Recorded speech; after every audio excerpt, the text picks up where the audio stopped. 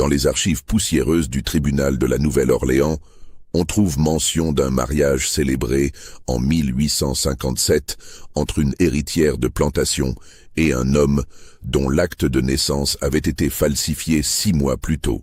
Ce que ces documents ne révèlent pas, c'est que cet homme avait été acheté comme esclave 13 ans auparavant, ni ce qui s'était réellement passé dans la plantation Belmont durant l'hiver de 1856. Avant de plonger dans cette histoire qui a hanté les bayous de Louisiane pendant des décennies, abonnez-vous à cette chaîne et dites-moi en commentaire de quelle ville vous nous écoutez. Ces récits oubliés méritent d'être partagés. L'automne de 1856 touchait à sa fin dans les terres humides de Louisiane, entre le fleuve Mississippi et les marécages qui dévoraient lentement la civilisation. La région vivait une époque de tensions croissantes. Les plantations de coton prospéraient grâce à un système qui reposait sur l'asservissement de milliers d'hommes et de femmes, tandis que les débats sur l'abolition déchiraient le pays. Dans les salons de la Nouvelle-Orléans, on parlait à voix basse de John Brown et de ses raids sanglants. Les planteurs dormaient mal, le fusil chargé près du lit. La plantation Belmont s'étendait sur près de 2000 hectares de terre fertile à 3 heures de cheval de la Nouvelle-Orléans. Établie en 1792 par la famille Beauregard, elle avait connu des jours glorieux avant de péricliter lentement. Les bâtiments principaux formaient un ensemble imposant mais vétuste. La grande maison de maître se dressant au centre d'une allée bordée de chênes séculaires drapés de mousse espagnole. Derrière s'alignaient les cases des esclaves, les entrepôts, les ateliers, la sucrerie désaffectée, et plus loin encore les cabanes des contremaîtres. Édouard Beauregard, le patriarche, était mort en 1849 d'une fièvre qu'il avait consumée en 3 jours. Sa veuve, Margot Beauregard, née Deslauriers, une femme aux traits durs et au regard métallique, avait repris les rênes de l'exploitation avec une détermination inflexible. Elle dirigeait seule la plantation avec l'aide de 3 contremaîtres brutaux dont la réputation dépassait les limites de la propriété. On murmurait dans les paroisses voisines que les esclaves de Belmont travaillaient jusqu'à l'épuisement, que les châtiments y étaient d'une cruauté rare, que les disparitions n'étaient pas rares. Margot avait un fils unique, décédé à l'âge de 16 ans d'une chute de cheval en 1843, et une fille, Céleste. Cette dernière, née en 1834, avait grandi dans l'isolement presque total de la plantation. Sa mère, obsédée par la rentabilité de Belmont et rongée par une amertume que personne ne comprenait vraiment, n'avait jamais manifesté la moindre tendresse envers sa fille. Céleste vivait confinée dans les étages supérieurs de la demeure, sous la surveillance d'une gouvernante aussi âgée que sévère, Madame Villeneuve, qui lui enseignait le français, la musique et les bonnes manières avec une rigueur monastique. Les journées de Céleste suivaient un rituel immuable. Levée à 6 heures du matin, toilette stricte, petit déjeuner silencieux dans sa chambre, leçon de 8 heures à midi, repas solitaire, broderie ou lecture jusqu'à 16 heures, promenade surveillée dans le jardin clos derrière la maison, puis retour dans sa chambre jusqu'au dîner qu'elle prenait seule à 18 heures. Elle ne voyait sa mère que le dimanche, lors d'un déjeuner glacial où pas un mot affectueux n'était jamais prononcé. Margot observait sa fille avec une expression indéchiffrable, un mélange de dégoût et de résignation, comme si Céleste représentait un fardeau qu'elle devait supporter sans pouvoir s'en débarrasser. À 22 ans, en cet automne de 1856, Céleste était devenue une jeune femme d'une beauté particulière. Ses cheveux noirs encadraient un visage aux traits délicats mais marqué par une tristesse profonde. Ses yeux gris-bleu semblaient constamment chercher quelque chose au-delà des murs qui l'emprisonnaient. Sa peau, privée de soleil, avait la pâleur de la porcelaine. Elle était mince, presque fragile, et sa voix, si rare qu'elle parlait, portait une douceur inhabituelle dans cet environnement brutal. La plantation comptait 147 esclaves en 1856. Ils travaillaient dans les champs de coton, les potagers, les cuisines, les écuries, les ateliers de menuiserie et de forge. Leurs conditions de vie étaient parmi les plus dures de la région. Les rations étaient insuffisantes, les cabanes surpeuplées, les vêtements rarement renouvelés. Les trois contremaîtres, Silas Carpenter, un homme roux au visage grêlé, Tobias Reed, une brute épaisse au regard torve, et Marcus Pelletier, un créole au tempérament sadique, appliquaient les ordres de Margot avec un zèle qui dépassait parfois ses instructions. Le fouet résonnait régulièrement depuis l'aube jusqu'au crépuscule. Parmi ces hommes et ces femmes réduits en esclavage vivait un individu dont la présence ne pouvait passer inaperçue. On l'appelait simplement Samuel. Il avait été acheté en 1843 lors d'une vente aux enchères à la Nouvelle-Orléans, alors qu'il n'était qu'un adolescent d'environ 13 ans. Les registres de la plantation indiquaient qu'il provenait d'une plantation du Mississippi qui avait fait faillite. Aucune autre information sur ses origines n'existait. Pas de nom de famille, pas de lieu de naissance, pas de mention de parents. Il était arrivé enchaîné, silencieux, le regard vide. Ce qui frappait immédiatement chez Samuel, c'était sa taille. À 26 ans, en 1856, il mesurait près de 2 mètres, une stature exceptionnelle pour l'époque. Sa carrure était proportionnelle, épaules larges, bras puissants, jambes comme des troncs d'arbres. Malgré les privations et le travail épuisant, son corps conservait une force impressionnante. Ses traits étaient réguliers, son visage sévère mais non dépourvu d'une certaine noblesse. Ses yeux noirs ne trahissaient aucune émotion. Il ne souriait jamais. Il parlait rarement, et toujours d'une voix grave et posée. Les autres esclaves le respectaient et le craignaient un peu, car sa force physique aurait pu être terrifiante, mais il ne l'utilisait jamais contre eux. Les contremaîtres, eux, le détestaient précisément pour cette retenue, cette dignité silencieuse qu'il ne parvenait pas à briser complètement. Samuel avait été fouetté de nombreuses fois au cours des 13 années passées à Belmont. Son dos portait les cicatrices entrelacées de dizaines de punitions. Pourtant, il ne se révoltait jamais ouvertement. Il obéissait aux ordres, accomplissait les tâches les plus dures sans se plaindre, endurait les humiliations avec un stoïcisme qui exaspérait ses bourreaux. Certains disaient qu'il était brisé intérieurement, que son esprit avait fui quelque part où les souffrances ne pouvaient l'atteindre. D'autres murmuraient qu'il attendait quelque chose, qu'il observait, qu'il conservait une partie de lui-même hors d'atteinte, prête à ressurgir le moment venu. Tout commença par un regard. C'était un matin de novembre. L'air était chargé de cette humidité poisseuse typique des bayous. Céleste effectuait sa promenade quotidienne dans le jardin clos, accompagnée comme toujours par Madame Villeneuve, qui marchait 3 pas derrière elle, un châle noir sur les épaules, surveillant chaque geste de sa protégée avec une vigilance de geôlière. Le jardin, autrefois magnifique, était devenu sauvage. Les roses grimpantes étouffant les balustrades, les allées envahies de mauvaises herbes, les statues rongées par la mousse. De l'autre côté du mur d'enceinte, à environ 50 mètres, se trouvait l'atelier de menuiserie où Samuel travaillait ce jour-là, réparant des caisses destinées au transport du coton. Le mur n'était pas très haut, environ 2,50 mètres, et par endroits, la végétation l'avait partiellement écroulé, laissant des interstices par lesquels on pouvait voir de part et d'autre. Céleste, comme souvent lors de ses promenades, laissait son regard errer au-delà des limites de son enclos. Elle observait les nuages, les oiseaux, les arbres au loin, tout ce qui appartenait au monde extérieur dont elle était exclue. Ce matin-là, son attention fut attirée par un mouvement près de l'atelier. Samuel était sorti pour prendre des planches empilées contre le mur extérieur. Il se déplaçait avec cette économie de gestes propres à ceux qui ont appris à ne jamais gaspiller leur énergie. Céleste le vit soulever sans effort apparent une charge que 2 hommes auraient eu du mal à porter. Quelque chose dans la manière dont il se mouvait, cette combinaison de force et de contrôle, captiva la jeune femme. Elle s'arrêta, oubliant de feindre l'indifférence. Samuel, sentant peut-être un regard posé sur lui, leva les yeux. Leurs regards se croisèrent à travers les trous du mur, par-dessus les ronces et les pierres effondrées. Ce ne fut qu'une seconde, peut-être 2. Puis Samuel baissa les yeux et retourna à sa tâche.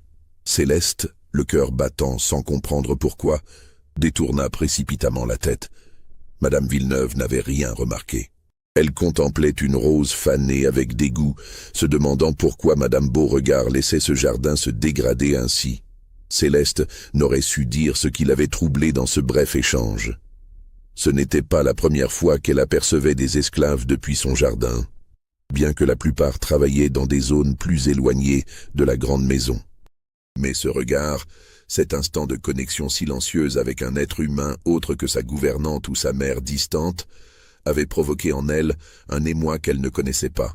Pour la première fois depuis des années, elle avait eu l'impression que quelqu'un la voyait vraiment, elle, Céleste, et non pas simplement la fille de Margot Beauregard ou un objet de décoration à préserver.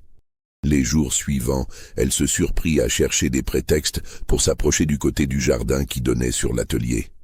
Elle ne voyait pas toujours Samuel, mais quand il était là, elle ne pouvait s'empêcher de l'observer.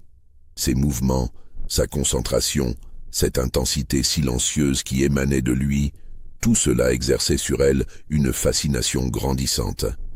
Elle commença à remarquer des détails. La manière dont il essuyait la sueur de son front avec son avant-bras, la façon dont ses mains, malgré leur taille, manipulaient les outils avec précision, l'expression de son visage lorsqu'il croyait que personne ne le regardait, une tristesse infinie mêlée à une détermination farouche. Samuel, de son côté, avait également remarqué la jeune femme blanche qui se promenait dans le jardin clos. Il savait qui elle était, bien sûr. Tout le monde à Belmont connaissait l'existence de Céleste, même si peu l'avaient vue de près. On disait qu'elle était prisonnière de sa propre mère, que Margot Beauregard la gardait enfermée pour des raisons que personne ne comprenait vraiment.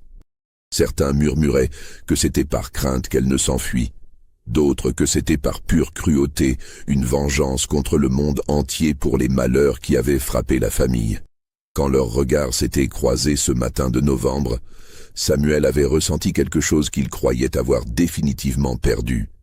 Un sursaut de curiosité pour un autre être humain. Depuis 13 ans, il s'était construit une carapace mentale, transformant chaque journée en une suite d'actions mécaniques destinées à survivre.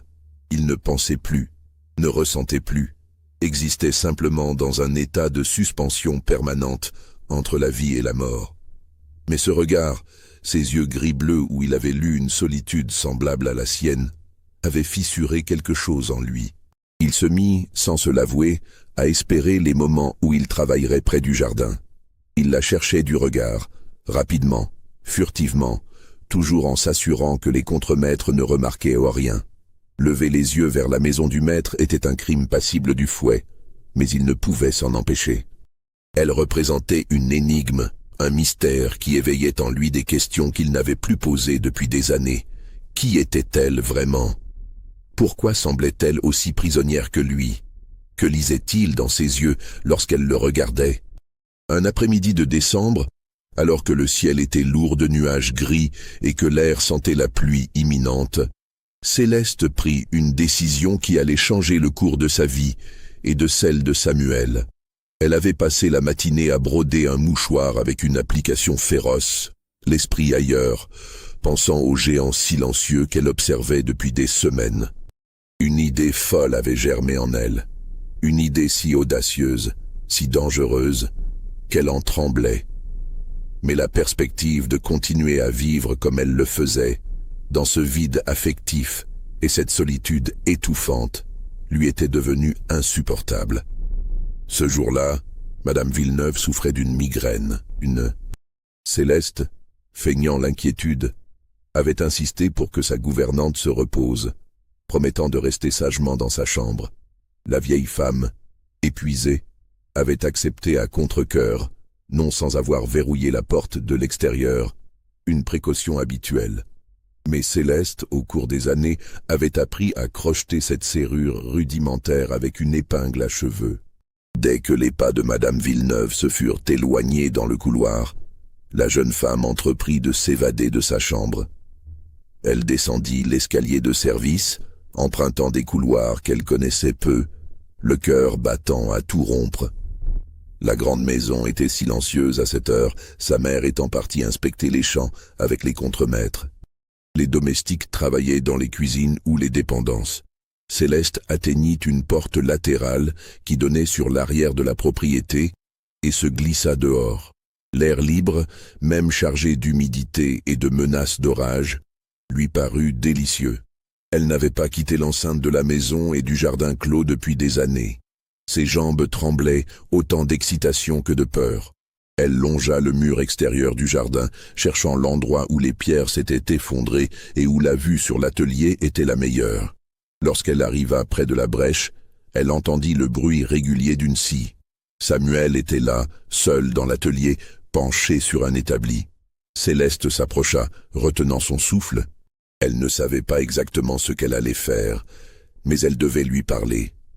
Elle devait briser ce silence, établir un contact réel, ne serait-ce qu'une fois. « Monsieur » murmura-t-elle d'une voix à peine audible. Samuel se figea. Pendant un instant, il ne bougea pas, comme s'il n'était pas certain d'avoir entendu quelque chose. Puis, lentement, il se redressa et tourna la tête vers la brèche dans le mur. Il vit Céleste, debout de l'autre côté, agrippée aux pierres, le visage pâle, les yeux agrandis par l'audace de son geste. Il jeta un coup d'œil rapide autour de lui, vérifiant que personne n'était en vue, puis s'approcha du mur à pas lents, comme on s'approche d'un animal blessé qu'on ne veut pas effrayer. « Mademoiselle, dit-il à voix basse, vous ne devriez pas être ici. Si on vous voit... » « Je sais, coupa Céleste, mais il fallait que je vous parle. Je vous observe depuis des semaines. Je ne peux plus continuer à vivre comme je vis. » Samuel fronça les sourcils décontenancé. « Mademoiselle, je ne comprends pas. Appelez-moi Céleste, s'il vous plaît. Mon nom est Céleste. » Un silence lourd s'installa entre eux. Les premières gouttes de pluie commencèrent à tomber, ponctuant le sol poussiéreux autour d'eux. « Vous ne pouvez pas être ici, » répéta Samuel, mais sa voix avait perdu de sa fermeté. Il y avait dans le regard de cette jeune femme quelque chose qui le déstabilisait profondément. Une vulnérabilité mêlée à une détermination farouche. « Je suis prisonnière dans cette maison depuis que j'ai 8 ans, » dit Céleste rapidement, comme si elle craignait de ne pas avoir le temps de tout dire. « Ma mère me garde enfermée. Je ne sais pas pourquoi. Je n'ai jamais eu d'amis, jamais connu la moindre tendresse. Je vis dans une cage dorée où chaque journée ressemble à la précédente. Et vous êtes la première personne qui m'ait regardé comme si j'existais vraiment. » Samuel baissa les yeux, troublé. « Je suis un esclave, mademoiselle Céleste. Vous êtes la fille du maître. Nous ne pouvons pas... Je sais ce que nous sommes censés être l'un pour l'autre. Mais nous sommes aussi 2 êtres humains qui souffrent, n'est-ce pas ?» La pluie tombait plus fort maintenant, trempant leurs vêtements. Samuel savait qu'il devait partir, retourner à son travail, oublier cette conversation insensée. Mais il ne bougeait pas. Les mots de Céleste résonnaient en lui, réveillant des émotions qu'il avait enfouies depuis si longtemps qu'il les croyait mortes. « Que voulez-vous de moi ?» demanda-t-il finalement. « Je veux que nous parlions, que nous nous connaissions. Je veux savoir qui vous êtes. » Cette première conversation clandestine fut suivie de nombreuses autres au cours des semaines suivantes. Céleste apprit à repérer les moments où Madame Villeneuve s'assoupissait ou s'absentait, et elle profitait de ces instants pour s'échapper vers la brèche dans le mur. Samuel, de son côté, organisait son travail de manière à se trouver près de l'atelier aux heures où il pensait pouvoir la voir. Leur rencontre durait rarement plus de quelques minutes, toujours dans la tension constante d'être découverts, mais ces minutes devinrent l'essence même de leur existence. Ils parlaient à voix basse, séparés par le mur de pierre, échangeant des fragments de leur vie respective. Céleste découvrit que Samuel ne se souvenait presque pas de son enfance avant Belmont. Il avait des images floues, une femme qui pourrait avoir été sa mère, une cabane quelque part, des champs à perte de vue, puis une vente, des chaînes, un voyage. Tout s'était effacé dans une brume de douleur et de survie. Il ne savait pas lire, bien qu'il eût appris à reconnaître quelques mots à force d'observer les étiquettes et les instructions écrites. Il ne savait pas quel âge il avait exactement. Il estimait avoir environ 26 ans, mais ce n'était qu'une supposition. Samuel, lui, apprit que Céleste était née à Belmont, que son enfance avait été relativement normale jusqu'à la mort de son frère. Après cet événement, quelque chose s'était brisé chez Margot. Elle avait éloigné sa fille, l'avait isolée du monde, imposant des règles de plus en plus strictes. Céleste ne comprenait pas pourquoi. Elle avait parfois l'impression que sa mère la punissait pour un crime qu'elle n'avait pas commis, ou peut-être simplement pour exister. Au fil de leur conversation, une intimité étrange se développa entre eux. Ils parlaient de leurs rêves, de ce qu'ils feraient s'ils étaient libres. Céleste imaginait voyager, voir Paris, Rome, découvrir le monde qu'elle ne connaissait que par les livres. Samuel, lui, rêvait de choses plus simples. Posséder un lopin de terre, construire une maison de ses mains, vivre sans crainte du fouet, sans avoir à baisser les yeux devant quiconque. Puis, progressivement, leurs échanges prirent une tournure plus personnelle. Céleste avoua qu'elle ne s'était jamais sentie aussi vivante que depuis qu'elle lui parlait. Samuel admit qu'elle avait réveillé en lui des sentiments qu'il croyait avoir perdus pour toujours. Ils commencèrent à se toucher à travers les interstices du mur, leurs doigts se frôlant, leurs mains se serrant brièvement avant de se séparer.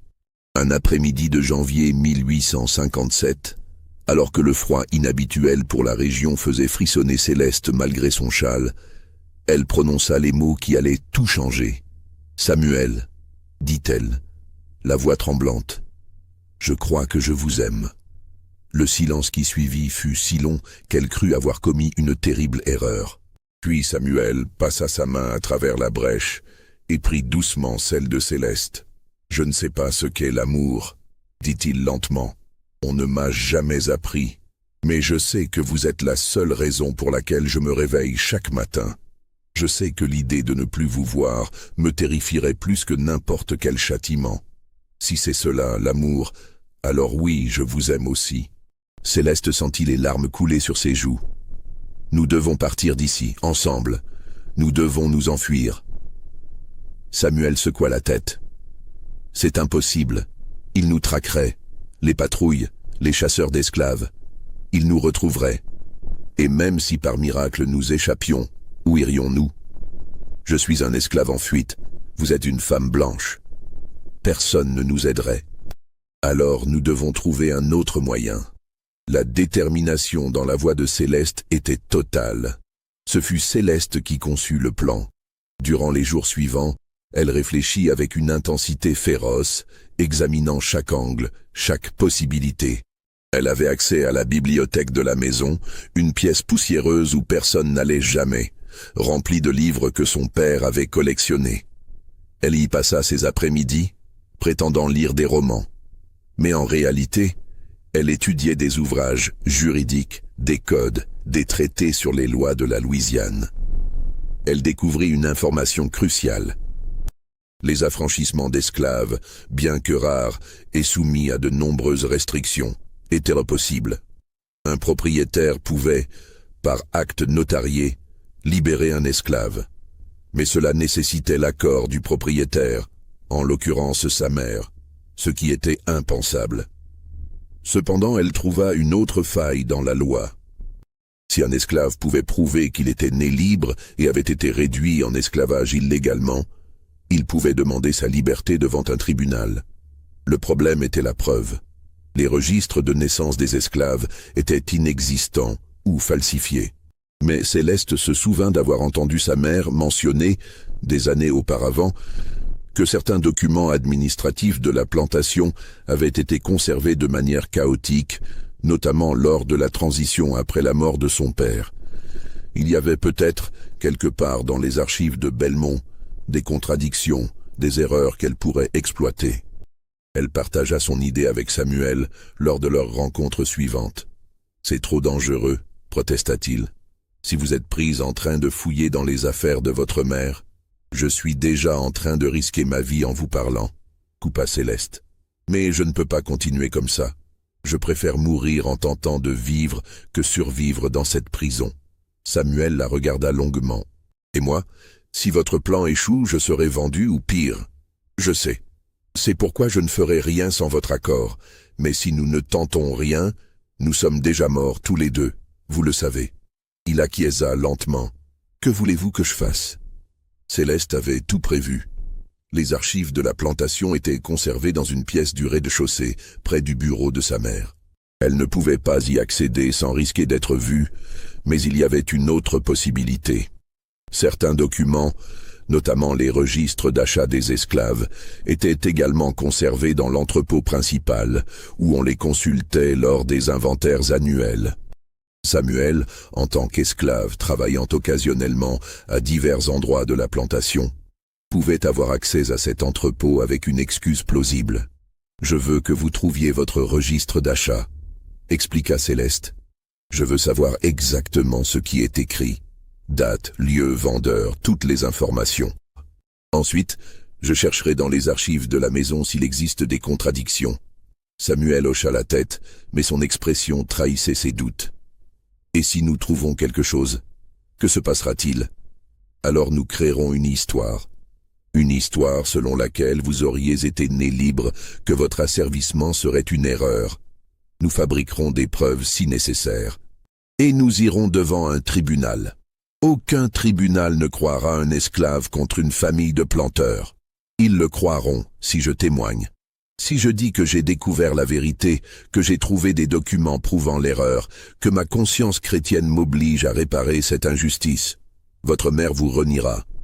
Elle pourrait même vous faire enfermer. Ma mère m'a déjà enfermé toute ma vie, qu'a-t-elle de plus à me faire? Le plan était audacieux, presque insensé, mais c'était le seul qu'ils avaient. Samuel accepta, non par conviction, mais parce qu'il ne supportait plus l'idée de voir Céleste souffrir, et parce qu'une part de lui, enfouie sous des années de résignation, osait encore espérer. Il fallut 3 semaines à Samuel pour trouver une occasion d'accéder au registre. Il dut feindre de réparer une étagère dans l'entrepôt, profitant d'un moment où le contremaître était occupé ailleurs. Il trouva le grand livre poussiéreux où étaient consignés les achats d'esclaves depuis 1830. Son nom apparaissait à la date du 12 mars 1843. L'écriture était serrée, presque illisible. Samuel Nègre, environ 13 ans, acheté aux enchères publiques de la Nouvelle-Orléans, provenance plantation Riverside, Mississippi, somme de $400, signé Édouard Beauregard.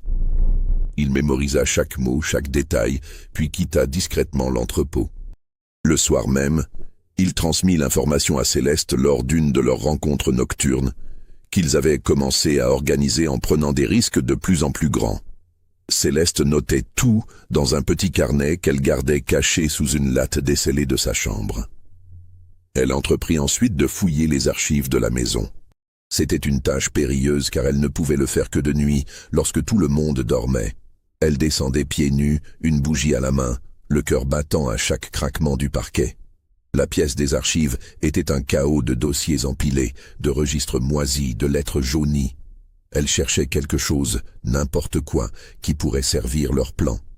Au bout de plusieurs nuits de recherche, elle trouva une lettre datée de 1843, adressée à son père par un notaire de la Nouvelle-Orléans. La lettre mentionnait une vente aux enchères prévue pour le 10 mars, où seraient vendus des esclaves provenant de la plantation Riverside. Mais ce qui attira l'attention de Céleste fut une mention en marge, d'une écriture différente, probablement ajoutée plus tard. Vérifier acte de naissance Samuel, discordance avec déclaration vendeur. Son cœur s'emballa. Cette note pouvait tout signifier ou rien du tout. Mais c'était une faille, une ambiguïté qu'elle pouvait exploiter. Elle chercha frénétiquement d'autres documents liés à cette vente, mais ne trouva rien. Soit les papiers avaient été perdus, soit ils n'avaient jamais existé. Céleste prit alors une décision qui scellera le destin de tous les protagonistes de cette histoire. Elle allait fabriquer les preuves manquantes. Elle savait que c'était un crime. Falsifier des documents était passible de prison, voire pire. Mais elle était allée trop loin pour reculer.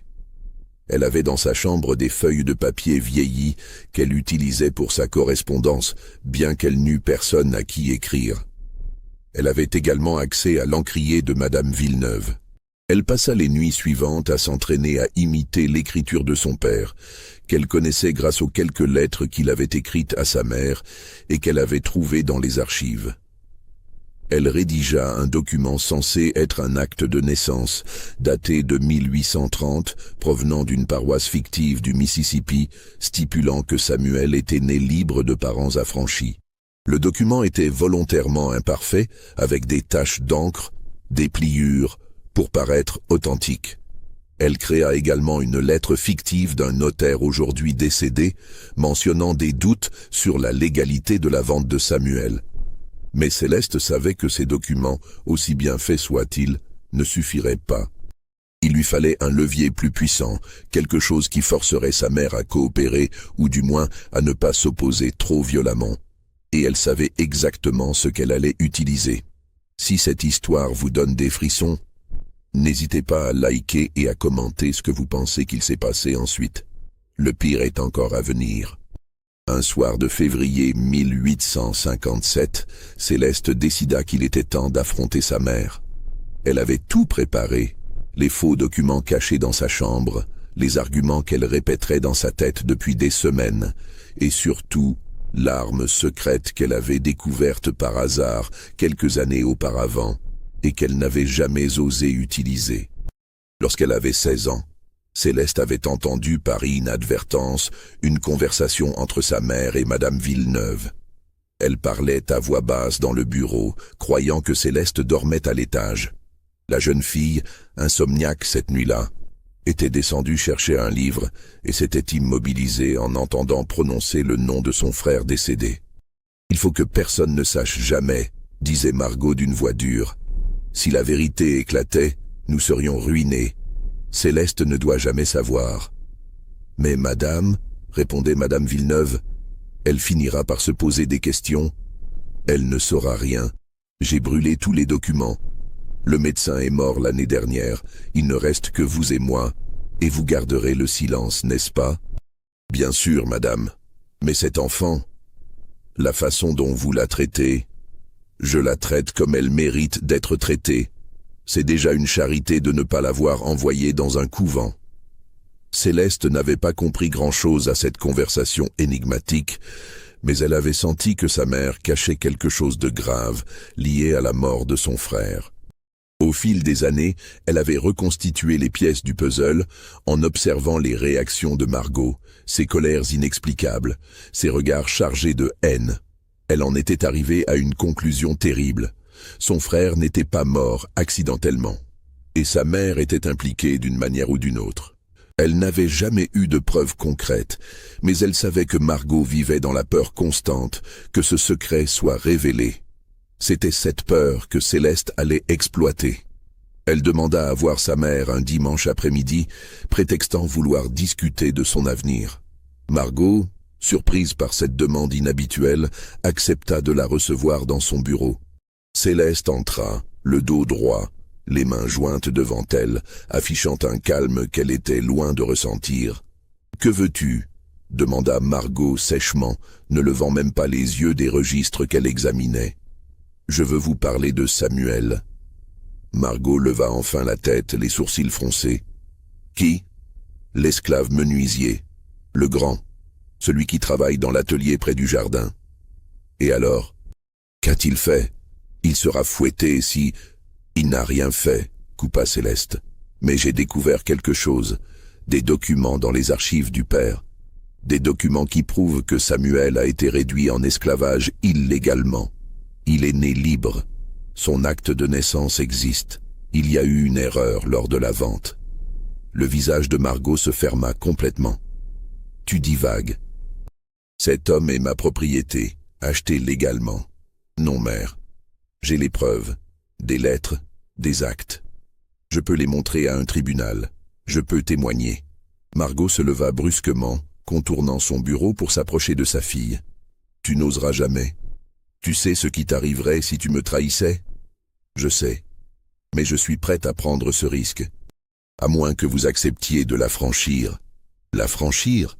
Es-tu devenue folle ? Jamais je ne... Alors, j'irai devant les autorités. Et je leur parlerai également de mon frère. de la vraie raison de sa mort, de ce que vous avez fait. Le silence qui suivit fut glacial. Margot devint livide, ses mains se crispèrent sur le bord du bureau. « Tu ne sais rien » siffla-t-elle. « Je sais suffisamment.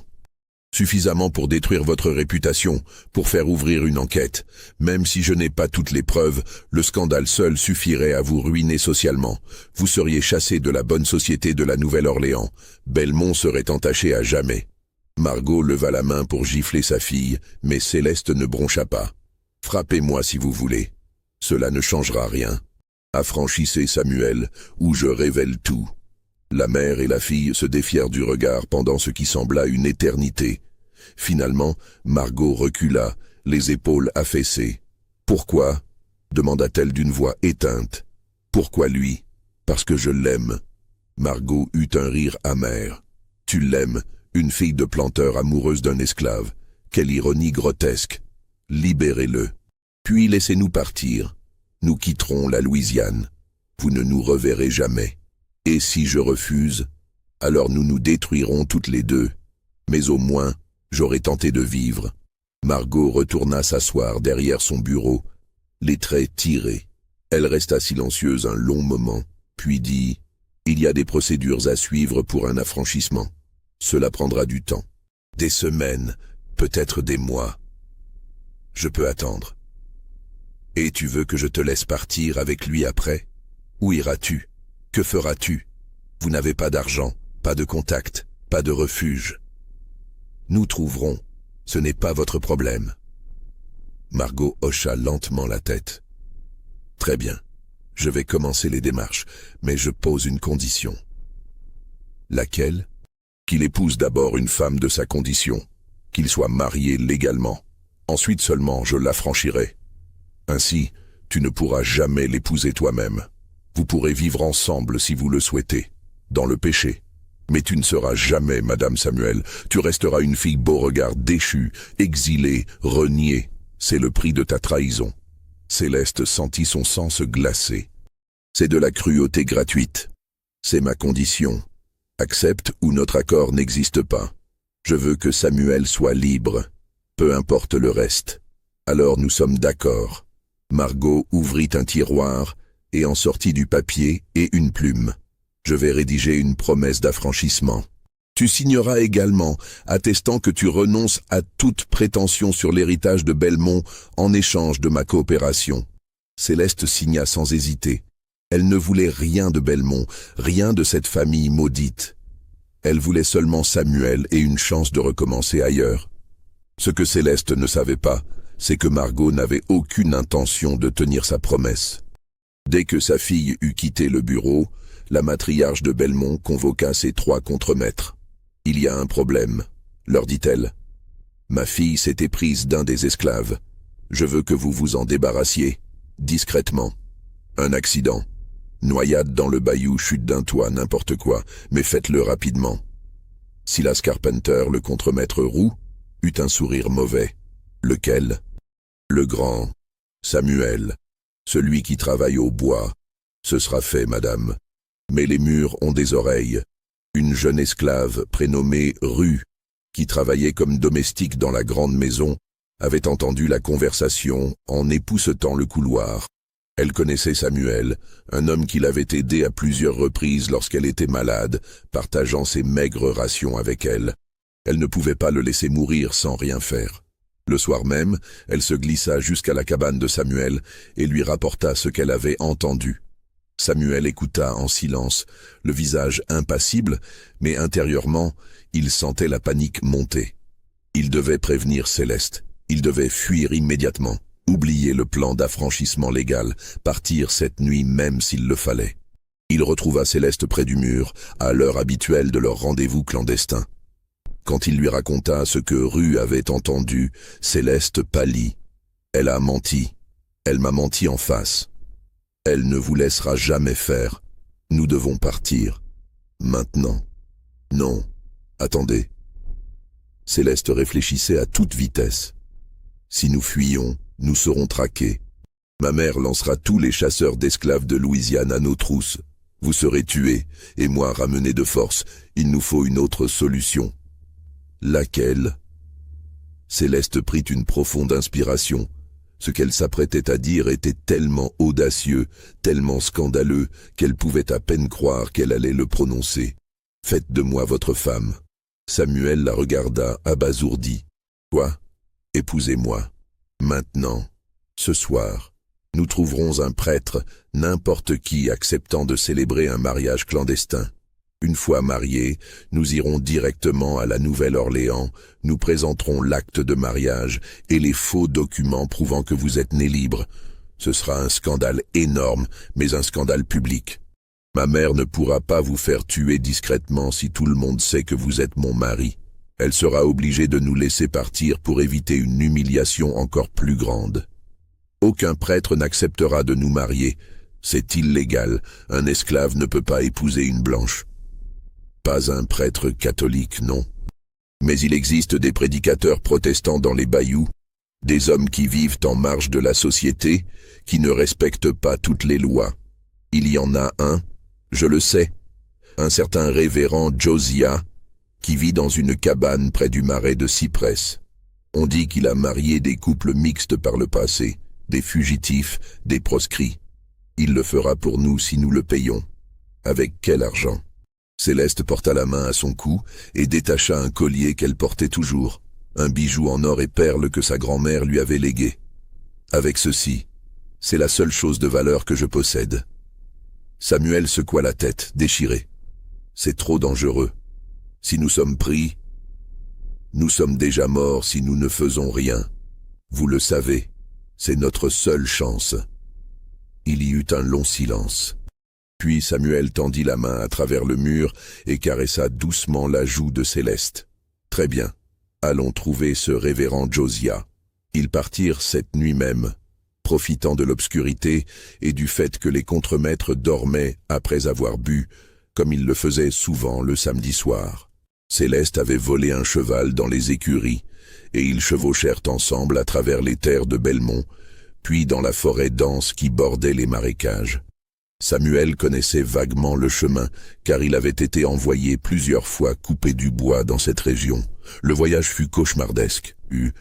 La nuit était noire, sans lune, et les bruits du marais, les coassements, les clapotis, les cris d'animaux invisibles créaient une atmosphère oppressante. Céleste se cramponnait à Samuel, tremblant de froid et de peur, mais déterminé à aller jusqu'au bout. Ils trouvèrent la cabane du révérend Josiah peu avant l'aube. C'était une construction délabrée, à moitié enfoncée dans la boue, entourée d'arbres couverts de mousse. Une lumière vacillante brillait à travers les fentes des planches. Samuel frappa à la porte. Un homme ouvrit, un vieillard maigre au visage ravagé par l'alcool et la malaria, les yeux injectés de sang, vêtu de haillons qui avaient dû être un jour un habit ecclésiastique. Il les regarda avec méfiance. « Qui êtes-vous?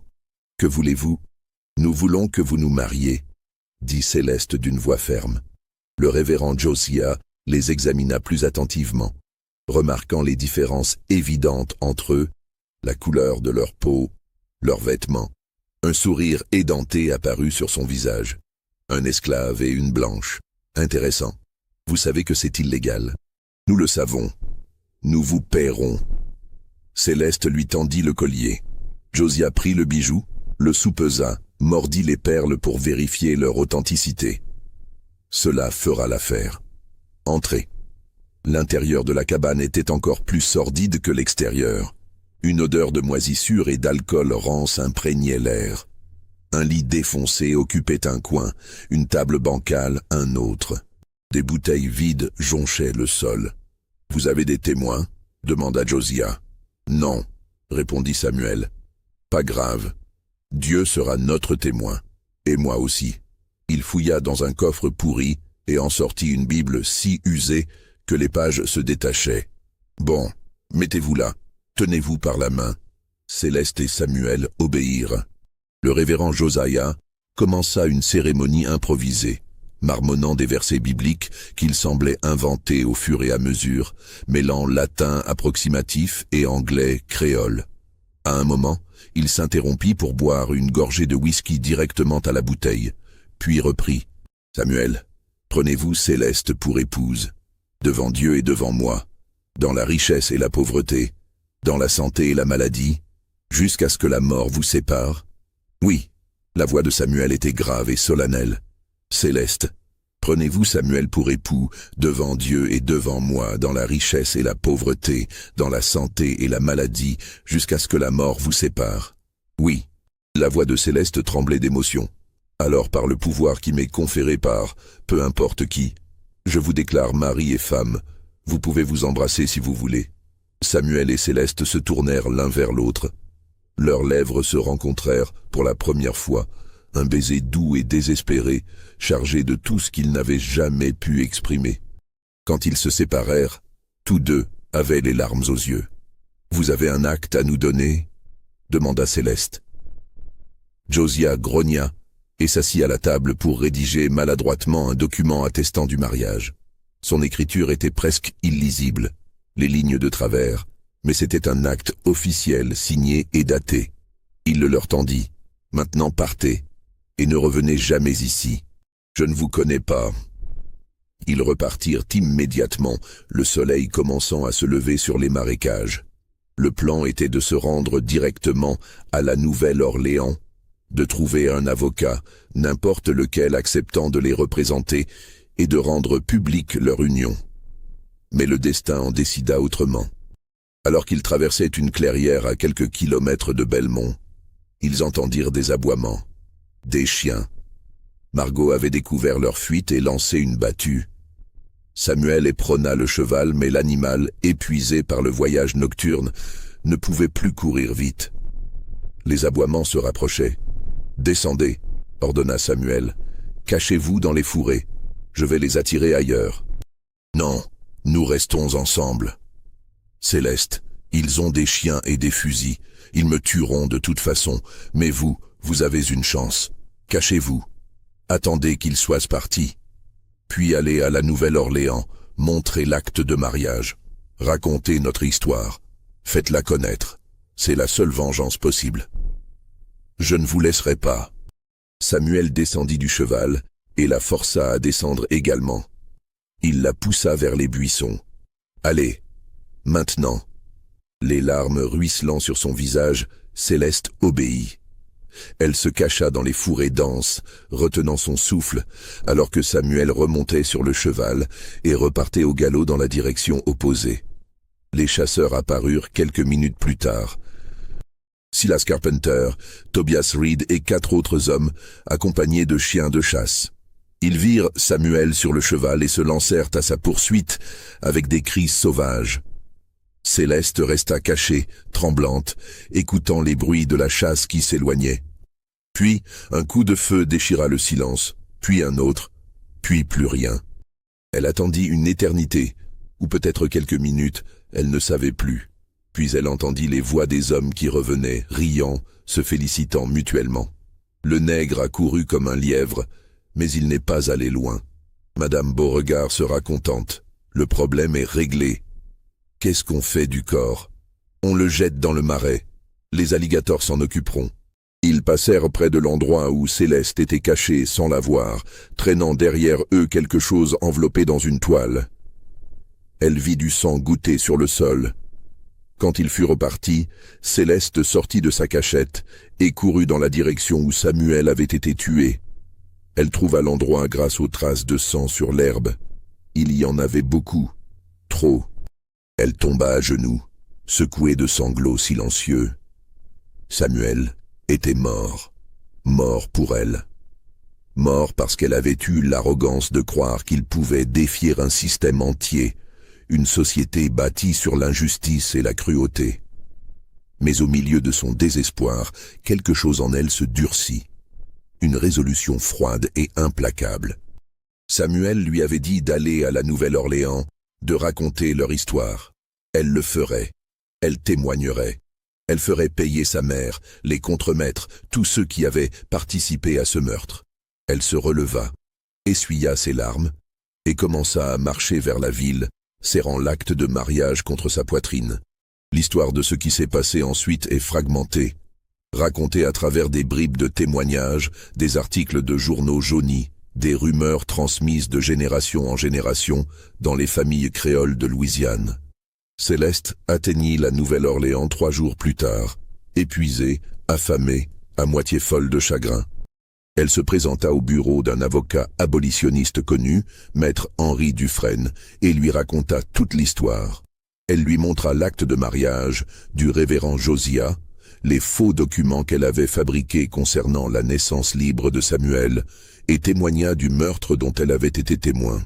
Maître Dufresne, bien qu'initialement sceptique face à certains éléments du récit, fut ému par la sincérité évidente de Céleste et par l'horreur de ce qu'elle décrivait.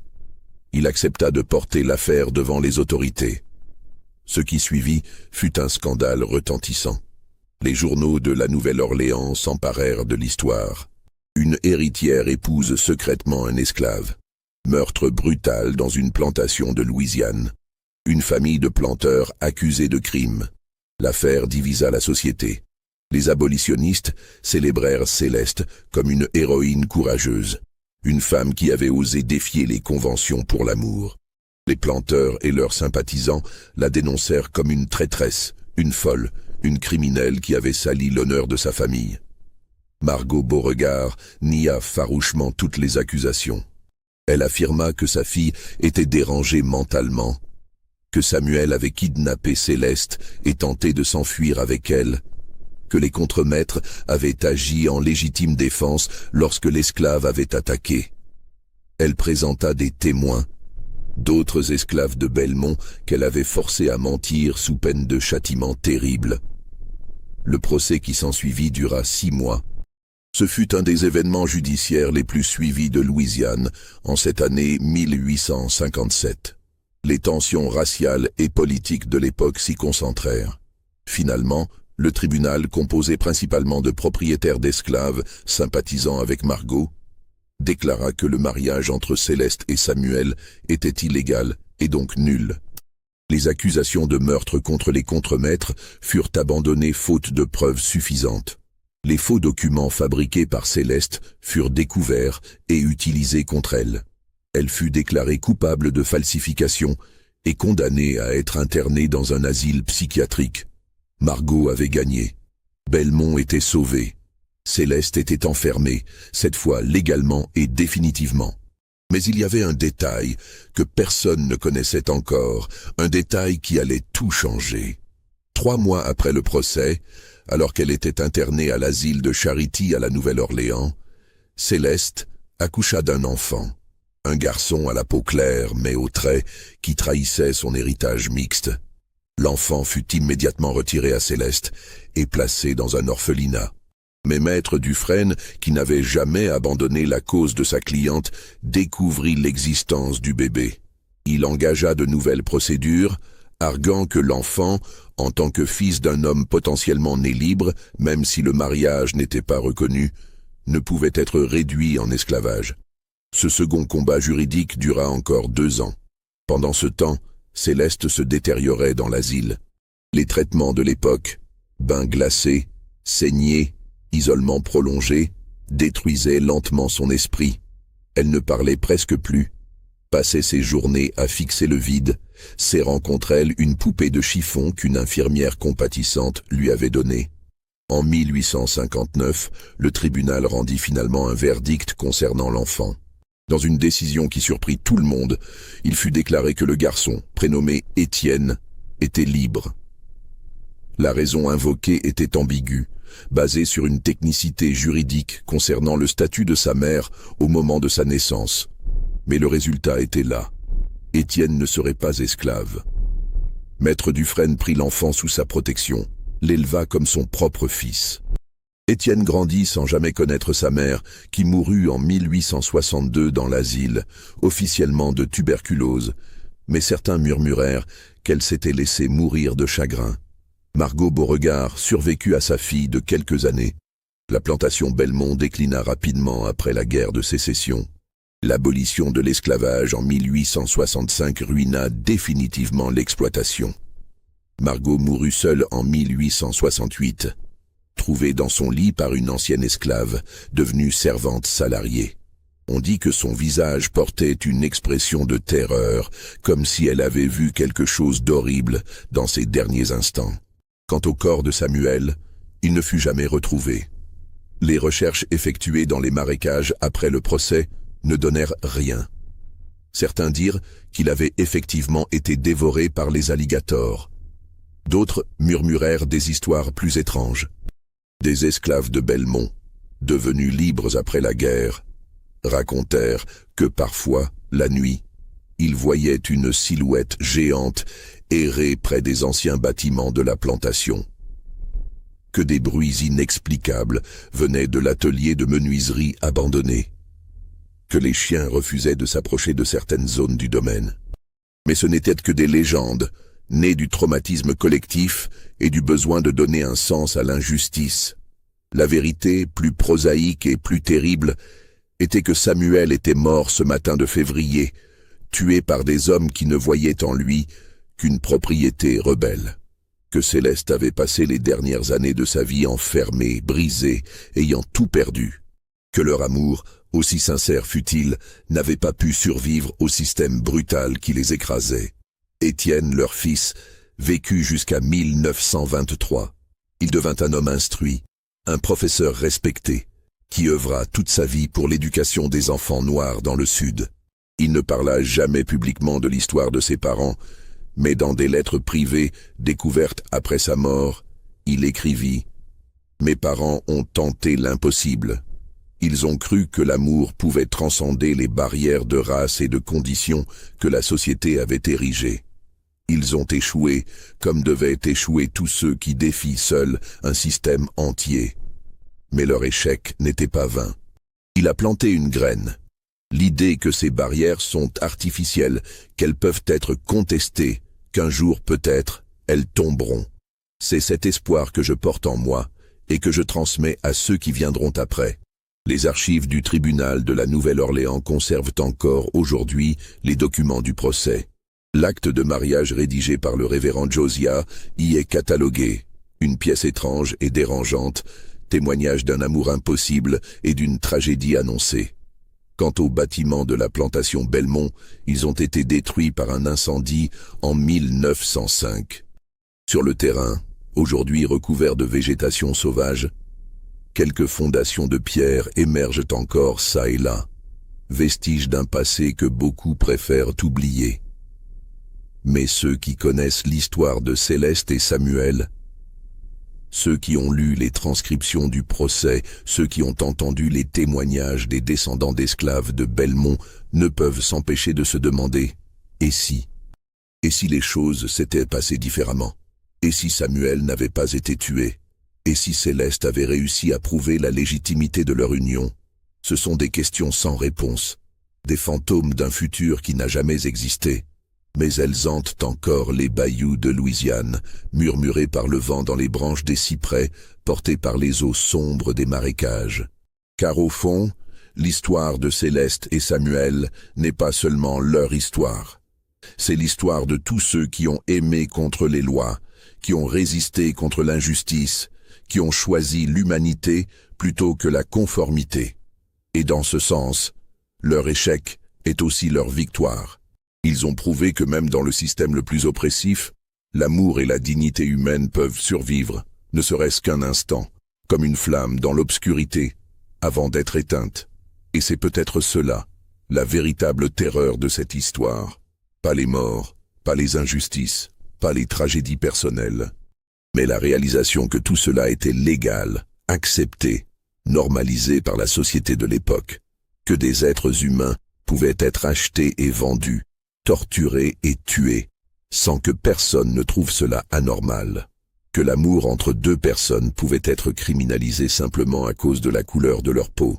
Cette terreur-là, la terreur du système de l'injustice institutionnalisée, est peut-être plus effrayante que n'importe quel fantôme ou monstre imaginaire, car elle était réelle, elle a existé, et ses échos résonnent encore aujourd'hui.